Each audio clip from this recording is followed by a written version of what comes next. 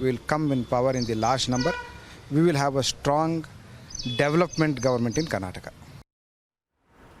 So there we had one Congress leader from the Hubballi constituency calling Bajrang Dal a Ravan Sena, equating the Bajrang Dal with the Ravan Sena, another anti-Hindu insult there coming in from Karnataka. And in fact, as this controversy snowballs and gets bigger as we draw closer to the elections, we also have an exclusive interview with Union Minister Smriti Irani. Our correspondent Aneri spoke to Smriti Irani. Let's listen in to that exclusive interview.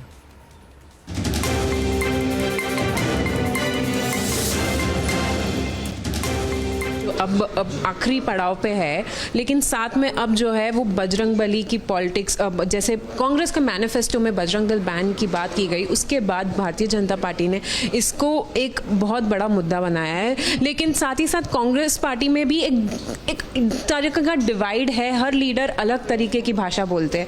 आप इसको किस तरह से देखते हैं? मैं इतना ही कहूँगी, बजरंगबली हो या राम भक्त होने का विषय हो या आस्था का विषय है, और हमारी आस्था पर अगर कांग्रेस पार्टी प्रहार करती है तो निश्चित रूप से लोग आक्रोशित होंगे। और ऐसा नहीं है कि सिर्फ भारतीय जनता पार्टी का कार्यकर्ता आक्रोशित है, हिंदू समुदाय से संबद्ध हर नागरिक, हर व्यक्ति इस बात से आहत है कि कांग्रेस पार्टी जब जब सत्ता की कल्पना करती है तब तब उनकी कल्पना में ये भावना संबद्ध होती है, सम्मिलित होती है कि कैसे हिंदू धर्म पर, हिंदू आस्था पर और हिंदू धर्म के पालन करने वालों पर या फिर संगठनों पर वो प्रहार करें। लेकिन साथ ही साथ हम अब देख रहे हैं कि रणदीप सिंह सुरजेवाला ने भी आज एक रिपोर्ट कार्ड निकाला है जहां पे उन्होंने कई सारी बातें की है। लेकिन अब डीके शिव कुमार की अगर हम बात करें तो उन्होंने कल एक स्टेटमेंट दिया था जहां पे उन्होंने कहा कि अगर कांग्रेस की सरकार बनती है तो वो मंदिरों को रिवैम्प करेंगे और मंदिरों को और नई तरह से। वही तो फर्क है, डीके शिव कुमार अभी भी अगर बोल रहे हैं, हम तो कह रहे हैं हम आ रहे हैं सरकार में। तो जब डीके शिव कुमार को खुद ही इस बात का डाउट है तो इससे ज़्यादा मैं क्या बोलूं?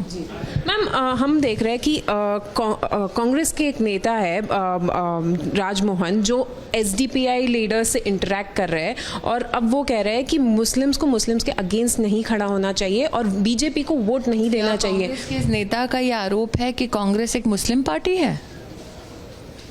जब आपने प्रश्न मुझसे किया, क्योंकि मैंने वाक्य उनका देखा नहीं है, अगर कांग्रेस के एक नेता ने एसडीपीआई से कहा कि मुस्लिम को मुस्लिम के खिलाफ खड़ा नहीं होना चाहिए, तो क्या कांग्रेस का ये मानना है कि वो एक मुस्लिम पार्टी है? दूसरा, एसडीपीआई कैसा संगठन है? वो संगठन है जो राष्ट्र विरोधी काम करते हैं, वो संगठन है जो हिंदू धर्म और हिंदू समुदाय के लोगों पर आक्रमण करते हैं। क्यों कांग्रेस पार्टी फिर ऐसे लोगों के साथ आश्रय ढूंढ रही है?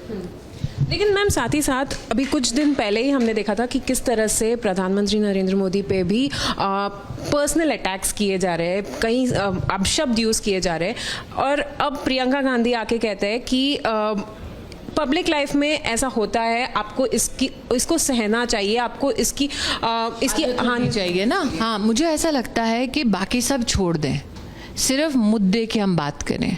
तो श्रीमती वाड्रा क्योंकि कर्नाटक में इतना समय दे रही हैं और बोल रही हैं जनता से, तो एक प्रश्न का उत्तर दे दें। क्या ये सत्य है कि पद्म पुरस्कार बेचने के लिए श्रीमती वाड्रा ने किसी बैंकर से 2 करोड़ की पेंटिंग खरीदवाने की कोशिश की? इस पर आज तक उन्होंने चुप्पी साध रखी है, कभी कुछ बोला नहीं है। क्या ये सत्य है कि श्री राहुल गांधी और सोनिया गांधी 5,000 करोड़ का घोटाला करने के लिए कोर्ट से बेल पर बाहर हैं? इस पर उन्होंने आज तक कुछ बोला नहीं है।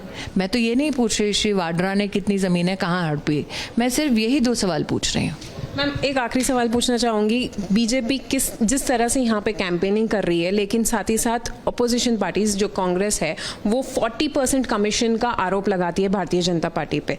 आप इसको किस तरह से देखती है? क्योंकि पहले जैसे कि हमने देखा था कि ये जो मुद्दा था 40% commission was the central topic of the Karnataka. आपसे कह रही हूँ, श्रीमती वाड्रा हो या गांधी खानदान हो, वो क्यों डीके शिव कुमार के करप्शन पर चुप है ये आप जानते हैं, क्योंकि कमीशन उनके पास जाता होगा निश्चित रूप से, ऐसा लोग कहते हैं। दूसरा, क्यों वो सिद्धरामैया जी के करप्शन पर चुप है, ये भी एक प्रश्न बनता है। लेकिन मैं दोबारा एक मुद्दे पर आती हूँ। आज मैंने अपने प्रेस कॉन्फ्रेंस में मैनिफेस्टो से संबंधित कई बातें की। मैंने एक अपने प्रचार के दौरान एक बात कही थी, कॉपी कैट कांग्रेस।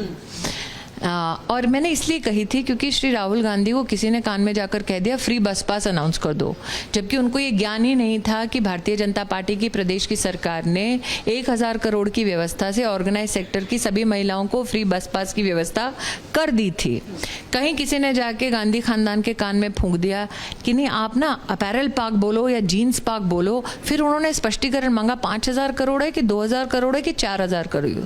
तो मैं दोबारा कह रही हूँ, copy cat Congress, confused Congress can never deliver progress. So that was Union Minister Smriti Irani speaking to us on Republic TV. This is Aneli Shah with video journalist Anup for Republic TV.